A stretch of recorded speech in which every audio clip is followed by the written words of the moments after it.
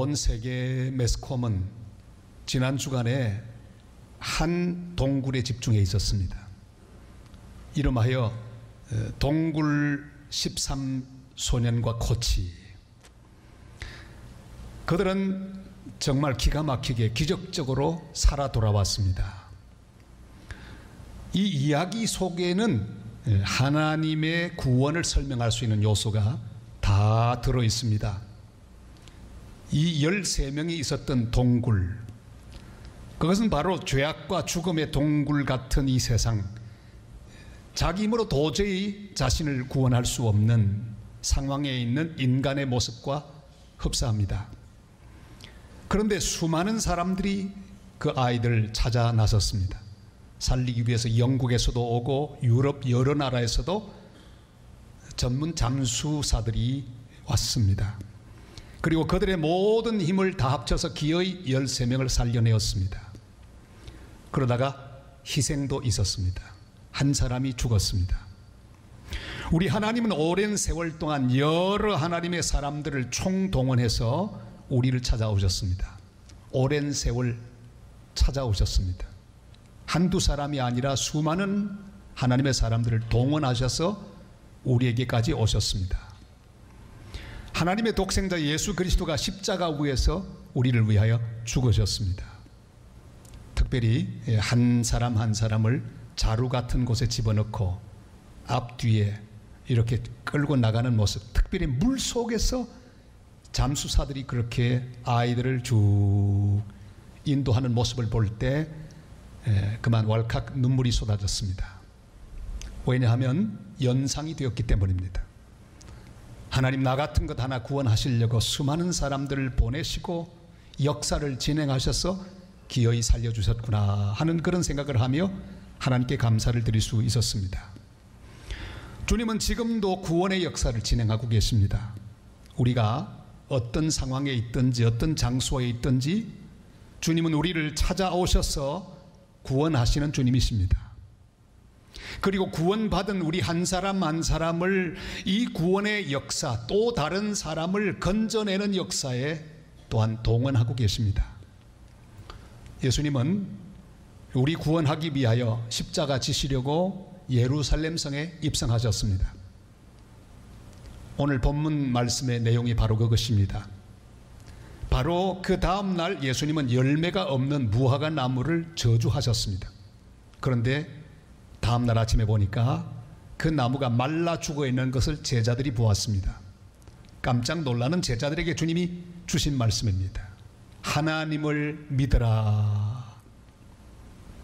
아주 중요한 거의 마지막 교훈에 해당하는 기도에 관한 말씀을 주님은 그 무화과나무 말라 죽는 사건을 통해 가르치기 시작하셨습니다.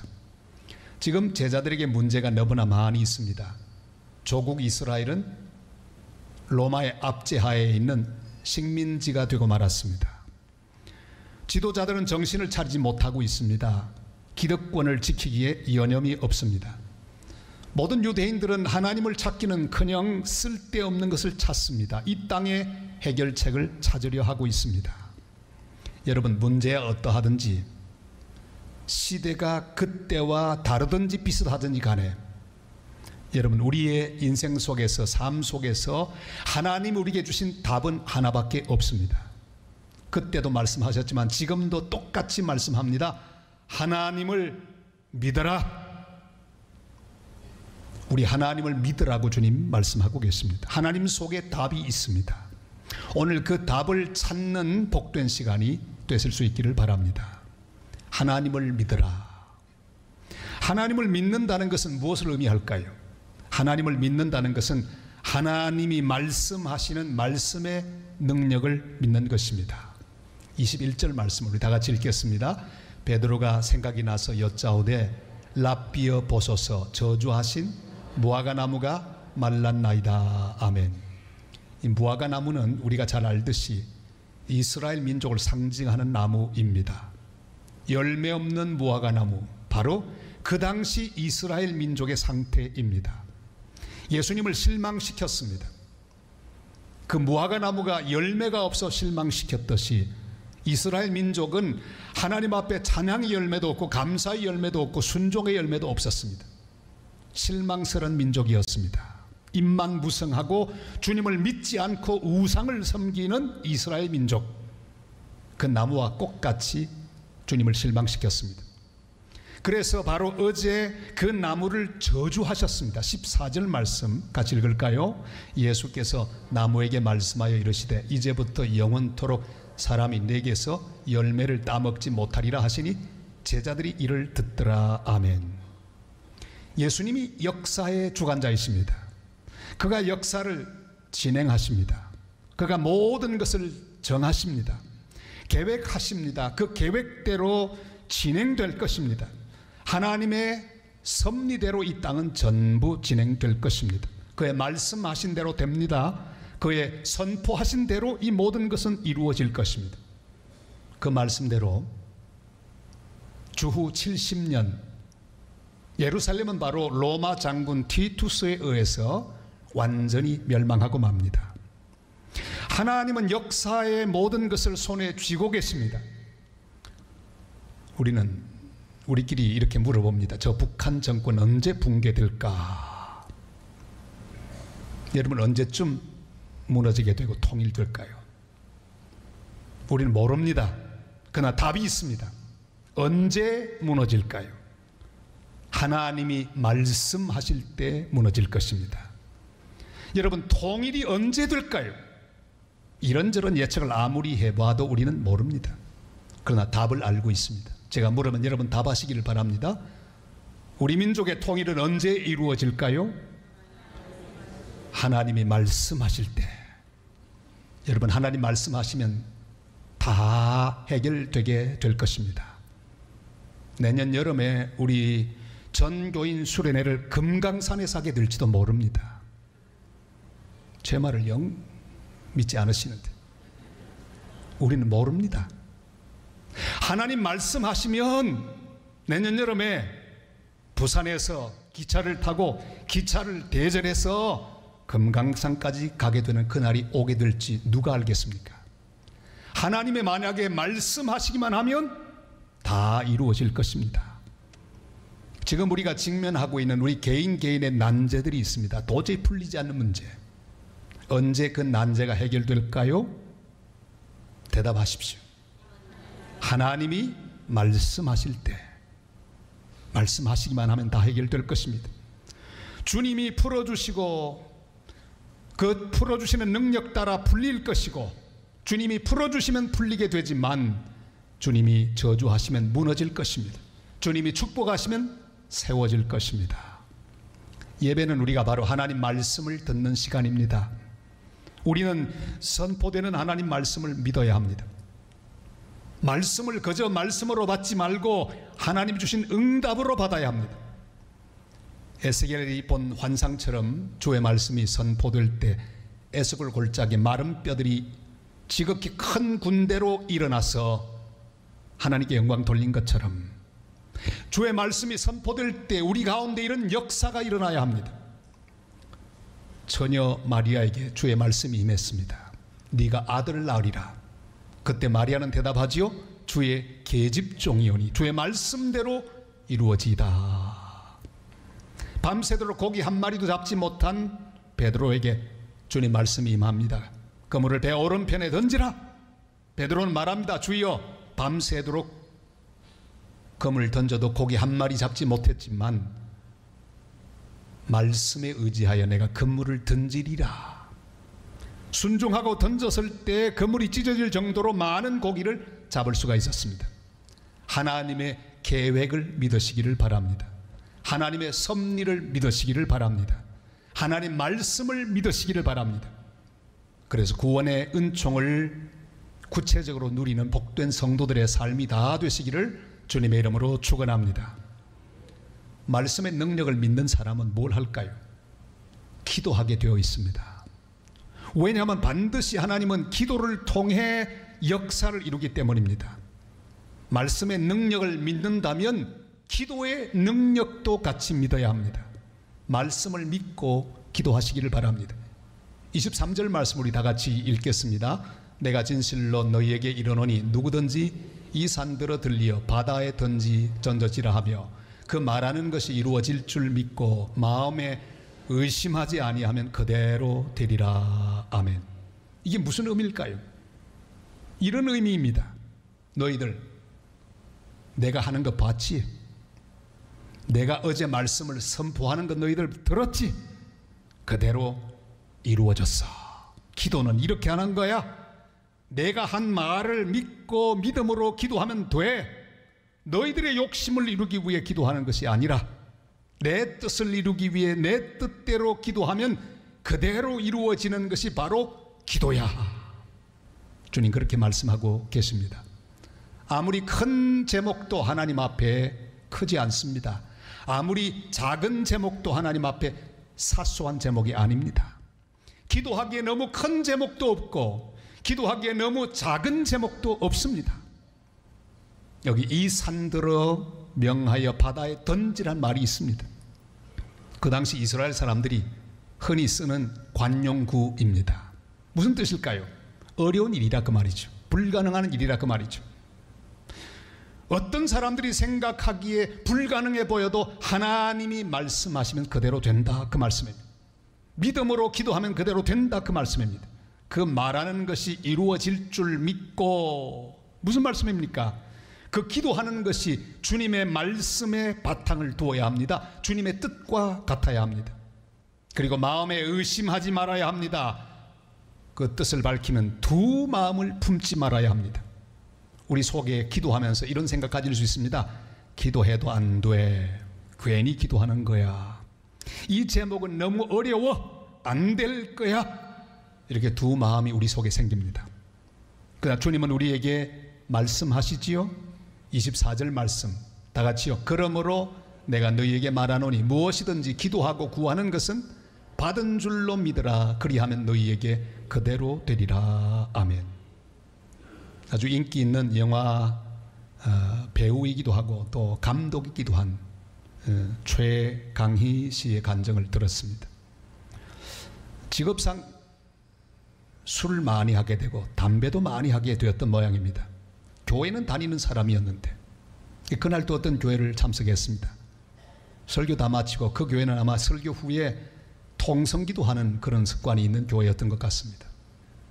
대단한 통성기도가 시작되었습니다. 쭉 하고 과음을 지르고 막. 근데 이분도 무언가 기도해야 되겠는데 가만히 생각해 보니까 자기의 가장 큰 문제는 술, 담배 문제였습니다. 그 하나님께 기도합니다. 하나님 좀 끊어주세요. 도와주세요. 제 힘으로 못 끊겠습니다. 기도를 하면서 이렇게 조건을 달았답니다. 하나님, 제 힘으로는 안 됩니다. 제가 먹고 싶으면 먹을게요.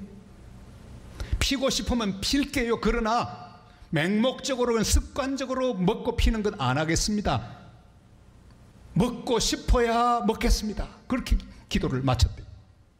그 다음날 이제 드디어 일주일 동안의 일을 시작하는데 자기도 모르게 습관적으로 담배과에 담배 손이 갔습니다. 끄집어 내다가 생각했어요. 피고 싶은 순간이 아닌데 습관적으로 되는 거예요. 이것은 피고 싶은 순간이 아니지. 도로 집어넣습니다. 습관적으로 잔을 들고 술을 따르는데 또 깨달았습니다. 이거 내가 지금 먹고 싶지도 않은데 왜 물을 따르나 술을 따르나. 아니야, 이건 아니야. 이렇게 한 번, 두 번 거절하기 시작했습니다. 그리고 지금까지 술을 먹지 않고 담배를 피지 않았다는 간증을 했습니다. 하나님께서 그 사이에 그의 마음을 움직이시사 그가 원하는 모든 것들을 다 해결해 주셨다고 고백하고 있었습니다. 사랑하는 여러분, 기도의 능력을 믿으시기를 바랍니다. 하나님 앞에 부르짖어 간구하는 기도는 반드시 응답됩니다. 주님을 사랑하는 마음으로 주님의 말씀을 붙들고 드린 기도는 반드시 이루어집니다. 두 마음을 품지 마시기를 바랍니다. 기도해도 안 될 텐데 이런 의심을 품지 마시기를 바랍니다. 오직 믿음으로 기도해야 합니다. 하나님은 우리를 도우시되 반드시 기도를 통하여 도우십니다. 통일을 위해 기도해야 합니다. 하나님 반드시 하나님의 때에 응답하여 주실 것입니다. 오늘 주님의 말씀을 듣고 계시는 성도 여러분, 주의 말씀이 선포되면 지금으로부터 그 말씀이 이미 이루어진 하나님의 약속인 것을 믿고 마태의 눈으로 내 인생을 바라보는 하나님 사람들이 되시기를 바랍니다. 말씀대로 기도했다면 이미 이루어진 것입니다. 응답은 시간 문제입니다. 저를 따라 하시기를 바랍니다. 응답은 시간 문제다. 그렇습니다. 받은 줄로 믿어야 합니다. 조금만 지나면 확실하게 나타날 것입니다. 마가가 기술한 것처럼 결과를 보게 될 것입니다. 그러나 이미 응답되었습니다. 믿음의 눈으로 상황을 보아야 합니다. 마태의 눈으로 무화과 나무를 보아야 합니다. 이미 죽었습니다. 벌은 잎사귀가 있지만 죽은 것이나 다를 바가 없습니다. 이미 응답되었습니다. 한 맹인에게 주님 말씀하셨습니다. 실로암에 가서 내 눈을 씻으라. 그가 가서 씻었더니 깨끗해졌습니다. 묻습니다. 그 소경의 눈이 언제부터 치료되었을까요? 길 가다가 치료되었을까요? 도착해서 치료되었을까요? 실로암 못에 물을 떠서 씻는 그 순간에 낫게 됐을까요? 분명한 답이 있습니다. 주님이 말씀하실 때, 이미 주의 말씀이 선포될 때, 그때 그 눈은 나았습니다. 결과를 실로암에서 확인했을 따름입니다. 10명의 한센병자가 주님께 고쳐달라고 왔을 때 주님은 제사장에게 가서 몸을 보이라 말씀하셨습니다. 그들이 길을 갑니다. 도착했습니다. 제사장에게 몸을 보였더니 이미 깨끗이 나아 있었습니다. 여러분, 언제 나았을까요? 대답하세요. 주님이 말씀하셨을 때. 아멘. 주님이 이미 말씀하셨을 그때부터 치료는 완성되었습니다. 결과를 제사장에게 갔을 때 확인했을 뿐입니다. 사랑하는 여러분, 믿고 출발했을 때 이미 그들은 나았습니다. 시간 문제입니다. 받은 줄로 믿으시길 바랍니다. 이미 주님 말씀하셨습니다. 약속하셨습니다. 그 약속대로 기도했다면, 간구했다면, 내가 믿음으로 주님 말씀 따라 기도한 것은 주님이 말씀하신 것과 똑같은 능력이 있습니다. 여러분, 기도하고 구한 것은 받은 줄로 믿어라. 그 기도가 주의 말씀과 맥을 같이 한다면 내 기도는 주님 말씀과 똑같은 능력이 있습니다. 너희에게 그대로 되리라. 태국 동굴 소년들 코치와 13명이 구출받는 동안에 국내 사건 하나는 그냥 묻혀버렸습니다. 우리 국내에도 비슷한 일이 있었거든요.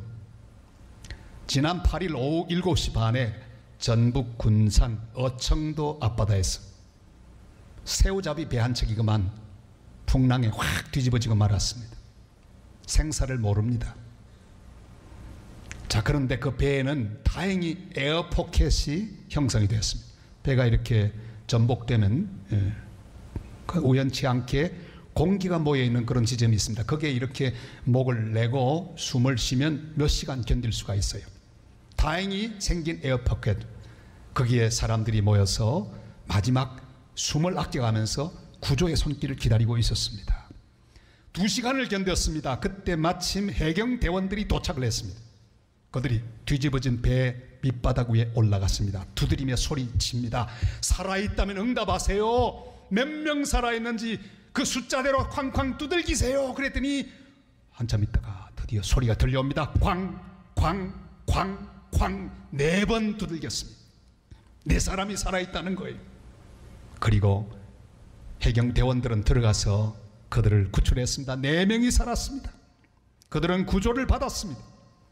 사랑하는 여러분, 주님은 이미 우리를 구하기 위하여 우리 곁에 오셨습니다. 세상에 오셨습니다. 지금도 우리 가까이 우리를 구하기 위하여 다가오고 계십니다.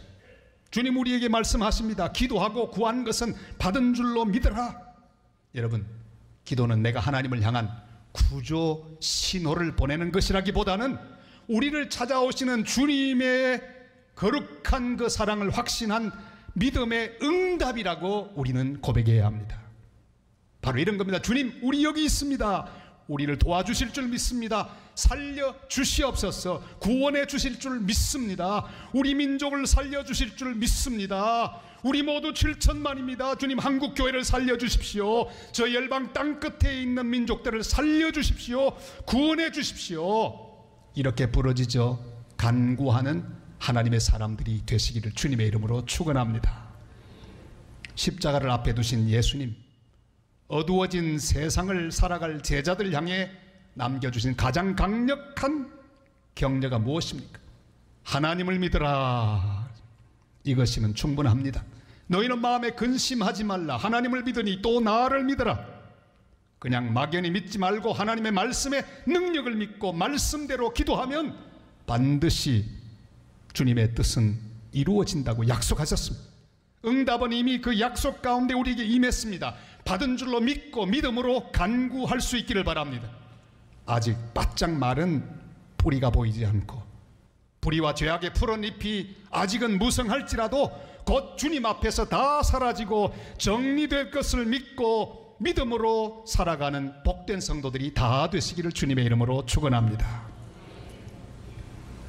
원래 제 설교는 여기서 끝나려고 했어요. 그 본문도 24절까지만 딱 해서, 그런데 끝을 내려고 하는데 주님께서 말씀하셨습니다. 목사야, 주님 여기까지 하면 안 됩니까? 25절은 왜 빼나? 그것도 해야지. 가만히 보니까 25절을 빼면 안 되겠어요. 주님이 25절을 또 말씀하셨는데 저는 그걸 빼려고 했습니다. 믿음으로 기도하고 말씀을 붙잡고 기도해야 되는데, 그것이 하나님을 믿는 것인데 용서하며 기도하라 주님 말씀하셨어요. 25절 말씀 다 같이 읽겠습니다. 서서 기도할 때 아무에게나 혐의가 있거든 용서하라. 그리하여야 하늘에 계신 너희 아버지께서도 너희 허물을 사하여 주시리라 하시니라. 아멘. 여러분, 하나님을 믿고 말씀을 믿고 받은 줄로 믿고 기도해도 응답되지 않는다면 이유가 있습니다. 주님이 밝혀주셨습니다. 나에게 잘못한 사람을 용서하지 않으면 우리의 기도는 응답되지 않는다고 말씀하셨습니다. 주기도문에서도 분명히 밝히고 있습니다. 우리가 우리에게 잘못한 사람을 용서하여 준 것 같이 우리의 잘못을 용서하여 주옵시고. 우리가 하나님께 용서받을 수 있는 조건은 우리에게 잘못한 사람을 용서하는 것입니다. 용서에는 한계가 없습니다. 이유가 없습니다. 난 그 사람은 절대로 용서 못해. 내 눈에 흙이 들어갈 때까지는 용서할 수 없어요. 그러면 하나님 내 기도 하나도 안 들어주신대요. 제 말이 아닙니다. 하나님의 말씀입니다. 절대로 못할 용서는 없습니다. 하나님을 믿는다면 용서의 능력도 믿어야 합니다. 하나님께 믿음으로 기도하는 기도의 능력을 믿는다면 내가 용서해야 응답된다는 용서의 능력을 믿어야 합니다. 이미 받은 줄로 믿는 응답의 능력을 믿는다면 하나님, 내게 잘못한 사람을 용서하기까지 응답을 보류하신다는 용서의 신비도 믿으시기를 바랍니다. 오랫동안 기도해 왔는데 아직도 응답되지 못한 제목이 있으십니까? 주님만 바라보던 내 눈을 내가 용서하지 않고 있는 그 사람에게로 돌리기를 바랍니다. 보기 싫지요? 그러나 그 사람 보고 용서 안 하면 하나님 보는 것 다 효과가 없습니다. 용서해야 합니다. 마태복음 18장 35절이 말씀하죠. 다 같이요. 너희가 각각 마음으로부터 형제를 용서하지 아니하면 나의 하늘 아버지께서도 너희에게 이와 같이 하시리라. 아멘.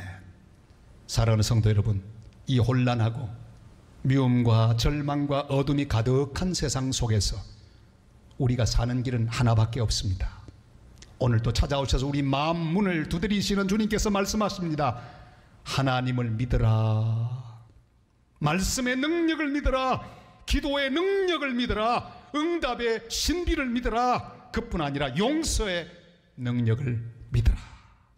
그리하여 하나님의 놀라운 은혜와 사랑, 용서와 평강을 충만하게 경험하는 복된 하나님의 사람들로 살아가시기를 주님의 이름으로 축원합니다.